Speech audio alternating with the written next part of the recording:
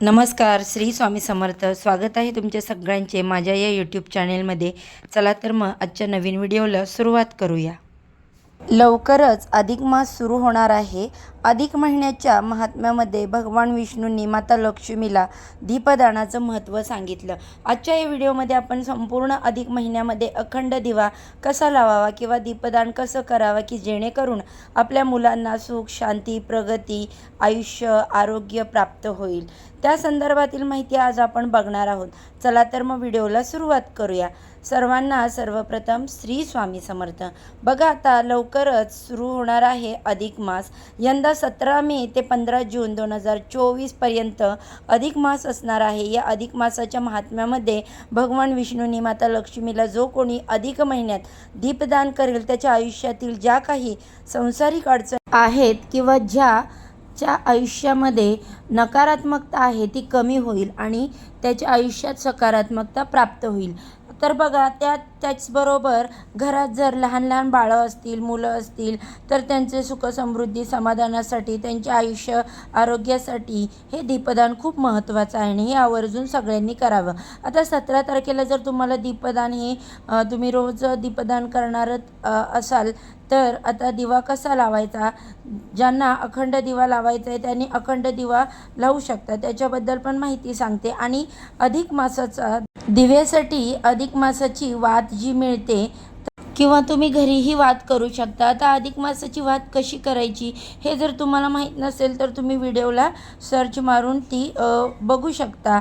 त्यानंतर थोडक्यात वात कशी बनवायची मीही तुम्हाला सांगते. जो सूत असतो, कापसाचा सूत आहे, तो मोठा घ्यायचा. आपले जे 4 बोटं आहेत तर या 4 बोटांनी तो जो धागा आहे किंवा सूत आहे कापसाचा तो आपल्याला 4ही बोटांना गुंडाळून घ्यायचा. तर गुंडाळत असताना 1 2 3 4 असं 16 वेळा आपण त्याला गुंडाळून घ्यायचा आहे.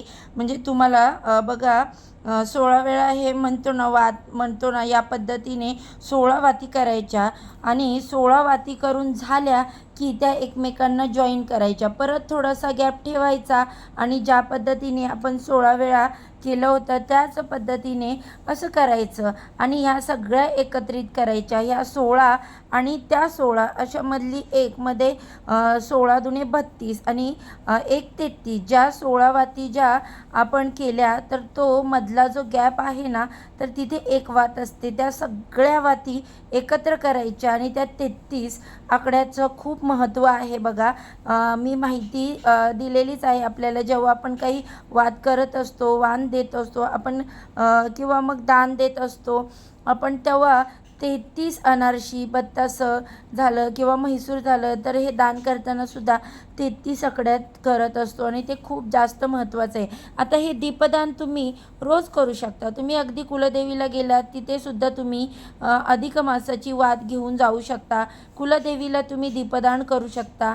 तुम्ही अक्कलकोटला गेलात तरी तिथे सुद्धा तिकडे भेटेल बघा, तर वात असतेच. आता सगळीकडे अधिक मास जो आहे तो सुरू होणार आहे त्यामुळे तिकडे अधिक मासाची वात तुम्हाला मिळेलच.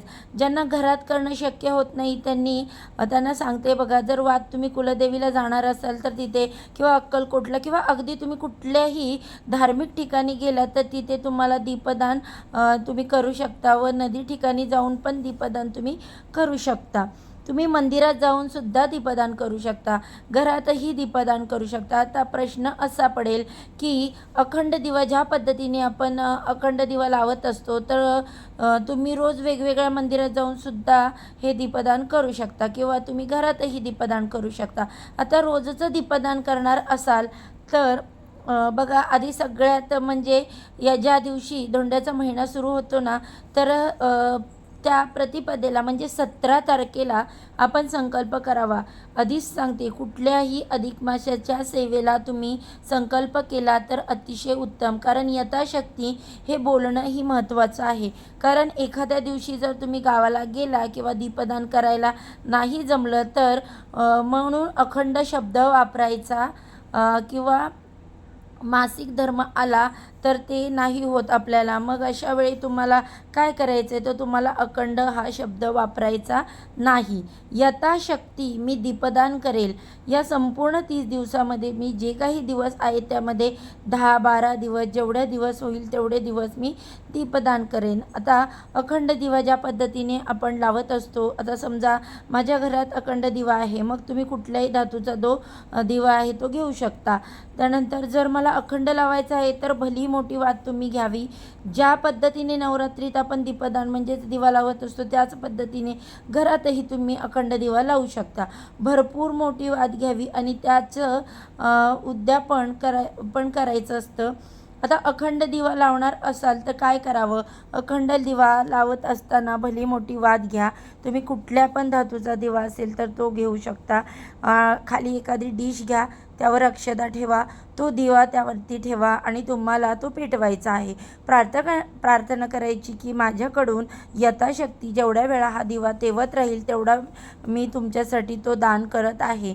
आणि जेव्हा धोंड्याचा महिना संपेल, अधिक महिना संपेल, म्हणजेच 15 तारीख झाली की 16 जूनला तुम्ही तो दिवा दान करायचा असतो. गुरुजींना तर गुरुजी असेल तर ठीक, नाही तर मंदिरात जाऊन तुम्ही तो ठेवू शकता.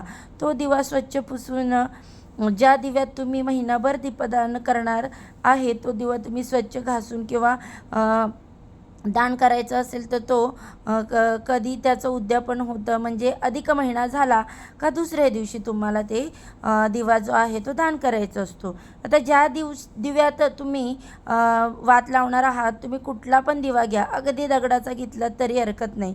पण या पद्धतीने आता जे रोज दीपदान करणार आहे, आता तुम्हाला जी वात सांगितली ती तेलाची वात सांगितली. तुम्हाला जर फुलवात करायची असेल तर काही नाही, जी फुलवात असते तर ती अशीच मोठी, ती 2 घेऊन आपल्याला असा दिवा लावायचा आहे. आता तुम्ही फुलवातीचा दिवा लावा किंवा तेलाच्या वातीचा दिवा लावा, सगळं तुमच्यावर आहे. पण जेव्हा गंगेवर जातो ना, तर तेव्हा बघा तिकडे अगदी छोटंसं खाली तांब्याचं एक आसन असतं किंवा चीप असते, म्हणून आपण म्हणू शकतो अगदी पातळ असं. त्या त्याच्यात तुम्ही दीपदान करू शकता. तुम्ही अगदी पवित्र ठिकाणी गेलं तर तिथे आपोआप सगळ्या वाती वगैरे अवेलेबल असेल, तिथे काही करण्याची गरज नाही. पण घरात जर तुम्हाला करायचं असेल तर तुम्ही अगदी महिनाभर साचेल एवढं एक तुम्ही वात आणा. मग तुम्हाला जर वाटलं तर कधी आज मी धूप लावायचं आहे किंवा संध्याकाळी आता दिवा लावायचा, कधी लावायचा, जो अखंड दिवा आहे तर तो अर्थात तुमचा अखंड दिवा असणार आहे. म्हणजे मध्ये जर तो दिवा विझला तर काही हरकत नाही, माफी मागायची, तो दिवा परत लावायचा, या पद्धतीने तुम्ही करू शकता. पण ज्यांना अखंड दिवा लावणं शक्य होत नाही, त्यांना रोज दीपदान करायचं आहे, तर त्यांनी काय करावं, तर घरातला जो कुठला पण दिवा आहे, तर आज मी मंदिरात केलं आहे, मग आज मी घरात केलं, उद्या मी बाहेरून जाऊन करेन, नंतर मी अक्कलकोटला जाऊन करेन, मग मी कुठेतरी गंगेवर जाऊन करेन, कुठेतरी तुम्हाला रोज दीपदान करायचं. एखादा दिवस नाही शक्य झालं तरी हरकत नाही, मग तुम्ही आज जर तेलाचं केलं असेल तर उद्या तुम्ही तुपाचं करू शकता. पण ज्या पद्धतीने तुम्हाला जमेल त्या पद्धतीने तुम्ही दीपदान करू शकता. घरात जर करणार असेल तर घरात एक दिवा घ्या, तो संपूर्ण झाला बघा, तुमचं उद्यापन झालं म्हणजे जे शेवटच्या दिवशी झालं ना की तुम्ही तुमची इच्छा असेल तर तो गुरुजींना दान करू शकता किंवा तो दिवा आपण दीपदान करत असतो तो रोज रोज दिवा जरी लावला तरी तो आपण काही ते नवीन दिवे दान करू शकत नाही. तर एक तांब्याचा छोटासा दिवा आणायचा, तांब्याचा असावा, शक्यता किंवा स्टीलचा असला तरी चालेल, यथाशक्ती करावं. तर तो तुम्ही रोज लावायचा, तुपाचा लावा, तेलाचा लावा, कसं शक्य होईल तसं लावा. आणि तो दिवा शेवटच्या दिवशी म्हणजे अगदी अधिक मासाची जेव्हा अमावस्या असेल त्या दिवशी 15 तारखेलाच आहे, तर हा दीपदान तुम्हाला 15 तारखेला संपूर्ण सेवा करून 16ला तो दीपदान करायचा. गुरुजी असेल तर गुरुजींना करा, नाही तर मंदिरात करा. आता आपण बघा लेक जावयाला जेव्हा धोंडा देत असतो तेव्हा तो दिवा पण आपण दान करत असतो, फुलवात घेतो, तो दिवा तुम्ही दान करत असताना त्याच पद्धतीने आता रोज आपण नवीन नवीन दिवेला दान करू शकत नाही. पण एक तो दिवा रोज लावायचा. भगवान श्रीहरी विष्णूंसाठी तुम्हाला तो रोज दिवा लावायचा आहे.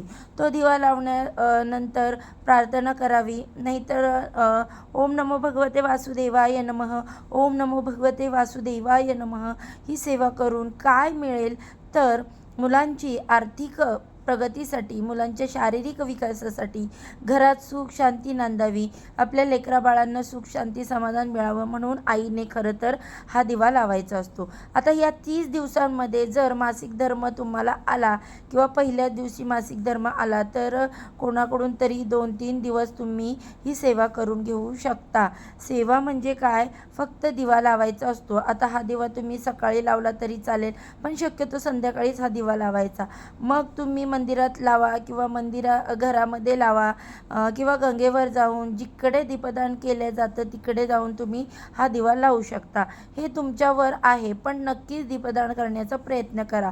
खूप चांगली सेवा तुमच्याकडून घडेल. या महिन्यात दानाला खूप जास्त महत्त्व आहे आणि त्याच्यामध्ये दीपदानाला तर खूप महत्त्व आहे.